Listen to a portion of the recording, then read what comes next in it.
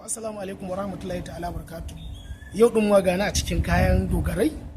wato a Hausance wasu suna cewa kayan 'yan sandan sarki. To yau din Allah mai kowa mai kuma ya sake bamu dama. Mun sake dawo wannan location din da kuka taba ganin mun tattauna da wata inda ta rikito. To yau abun ya canja salo. A yau din ma Allah mai kowa mai kuma ya sake bamu dama za mu tattauna da wata 'yar budurwa kyakkyawa sun kowa kin wanda ya rasa. Za ta faɗa muku sunanta kuma sannan ku ji shirin yaya za mu yi ko kuma ku ji sabon shirin da a wannan gidan zai ci gaba da yadda na faɗa gabatar san mu maza za mu ga mace muna so kuma za mu iya shahada mu dinga binta muna mata salamu alaikum har kila sai ta gaji ta yi abin nan to ke za ki iya yi kuwa? Zan dan iya gwadawa. To yanzu a matsayin ki na ya mace sai kika ga saurayi kina son shi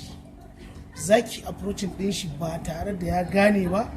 ko kin rikito yaya zaki don ta jawo hankalin shi ya nuna yana son ki so. To kamar zan iya kwatantawa fa in na ganshi sai in je dan tambaye shi wani anguwa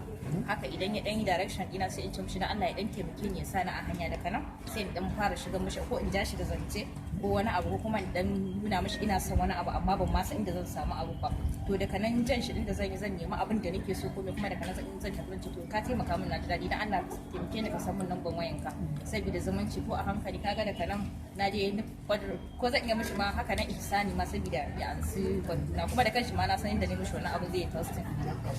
To kalubale gare ku mata kun ji fa da ake approaching kaga wannan abun ba dole bane wai sai kun ga zaki ga kamar matan suna son namiji amma ba sa iya gaya mishi. To akwai hanyoyi da zaka iya bi kamar irin hakan ko kuma in nazo zan iya dan nuna kamar ina cikin wani damuwa na san dole zai tambaye ni dan ya taimaka min ni kuma daga nan sai in shigar da manufata. To kun ji fa